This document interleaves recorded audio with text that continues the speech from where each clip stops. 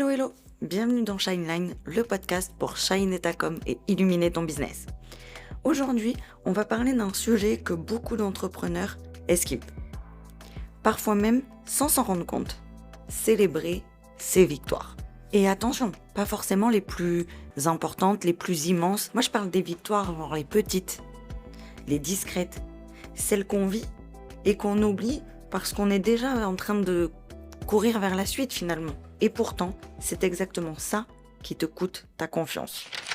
Je vais te dire un truc que tu n'as peut-être jamais entendu aussi clairement. Si tu attends un gros succès pour te sentir légitime, tu vas t'épuiser. Parce que les gros succès, ce n'est pas quelque chose qui arrive. C'est quelque chose qui se construit grâce aux petites victoires que tu te refuses de regarder. Et je vais être honnête avec toi. Les entrepreneurs qui perdent confiance, ce sont surtout celles qui ne savent pas reconnaître ce qu'elles accomplissent vraiment jour après jour. Tu sais aussi bien que moi comment ça se passe. Tu lances une offre, tu postes un contenu, tu fais un appel découverte, tu apprends quelque chose, tu règles un détail technique, tu prends une décision importante et à chaque fois, tu passes à autre chose. Tu te dis oui mais c'est normal, c'est rien, c'est pas ça ma vraie victoire. Résultat, tu avances, mais tu ne t'en rends jamais compte. Tu accomplis des choses, mais tu ne les intègres pas. Ta confiance n'a aucun carburant, car tu finis par douter de toi. Et tu crois que tu n'avances pas assez vite. Beaucoup d'entrepreneurs pensent qu'elles manquent de discipline ou de stratégie, alors qu'elles manquent surtout de reconnaissance envers elles-mêmes.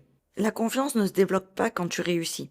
Elle se développe quand tu prends le temps de constater que tu progresses vraiment. Alors aujourd'hui, dans cet épisode, je veux te partager 5 manières concrètes d'apprendre à célébrer tes victoires, même les plus petites, pour nourrir ta confiance sans attendre que ton business devienne viral ou spectaculaire.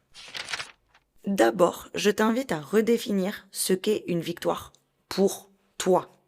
Et j'insiste sur le pour toi, parce que souvent on va se comparer à telle ou telle personne, mais c'est toi qui est important. Une victoire pour toi ne sera peut-être pas une victoire pour quelqu'un d'autre. Donc vraiment redéfinis ce qu'est une victoire pour toi. Parce qu'une victoire, ce n'est pas un chiffre, c'est un mouvement. Une décision que tu as enfin prise, une peur que tu as traversée, un message authentique que tu as osé publier, une conversation que tu n'aurais jamais eue l'an dernier, une cliente qui te dit merci.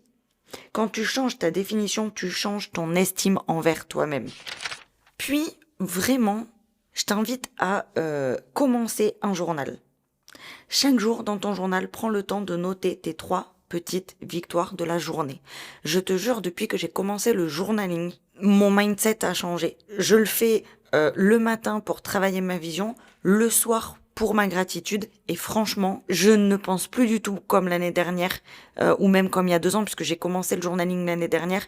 Donc vraiment, je t'invite à commencer un journal et de noter chaque jour tes 3 petites victoires. Pas plus, pas moins. Bon, après, tu peux... Voilà, moi, il y a des fois, dans mon journal, le soir, quand je fais ma gratitude, justement, je vais noter mes 3 victoires de la journée. Et puis après, je suis partie à écrire sur ma gratitude, justement, etc. Donc ça, tu peux le faire. Enfin, célèbre par l'énergie, pas par l'achat. Tu n'as pas besoin d'aller t'acheter des chaussures à chaque victoire. J'avais vraiment envie, en fait, de partager ça avec toi aujourd'hui parce que souvent, célébrer ramène à aller acheter, tu vois. Et en fait, pas du tout. L'énergie compte autant. Je sais pas, par exemple, t'as fait un truc que tu repoussais depuis trop longtemps, et je suis fière de moi, je peux aller prendre un bain pendant 1h30 sans qu'on vienne m'embêter, faire des soins, etc., etc. C'est aussi célébrer ta victoire, tu vois. Et en même temps, tu te ressources, tu reboostes ta batterie, tu vois. La célébration, c'est un ancrage, c'est pas une dépense. Maintenant, si tu vas les dépenser, tu peux, mais c'est pas forcément ce que je te conseille de faire, en tout cas pas à chaque victoire. Autorise-toi à dire j'ai réussi ça, même si c'est petit. Tu veux renforcer ta confiance, parle-toi comme tu parlerais à une cliente. Dis-le à voix haute en fait. J'ai fait ça aujourd'hui, je suis fière de moi pour ça. C'est une étape importante pour moi. Alors oui, au début, ça va te faire bizarre de le faire, de le dire à voix haute. Ou même de te le dire en te regardant dans un miroir aussi, ça fonctionne. Et c'est normal que ça te fasse bizarre. On n'a pas appris à se valider nous-mêmes. Mais c'est ce qui crée la stabilité émotionnelle d'une entrepreneur. Vraiment. Pour terminer, je te conseillerais de visualiser la version de toi qui célèbre tout. Imagine une version de toi qui célèbre ses petites victoires depuis 3 ans. Tu penses qu'elle aurait la même confiance, le même positionnement, les mêmes opportunités? Pas du tout. Parce que la réussite, c'est exactement ça. Des petits moments qu'on traite comme des petits riens, alors que ce sont des petites évolutions cumulées. Donc, prendre le temps de célébrer, c'est pas se freiner. Au contraire, c'est plutôt accélérer. Donc, pour conclure cet épisode, tu ne peux pas attendre d'avoir réussi entre guillemets, pour te sentir légitime. Tu dois te sentir légitime pour réussir. Et je veux vraiment que tu retiennes ça. Parce que cette légitimité, elle ne vient pas de la reconnaissance externe. Elle vient d'abord de toi.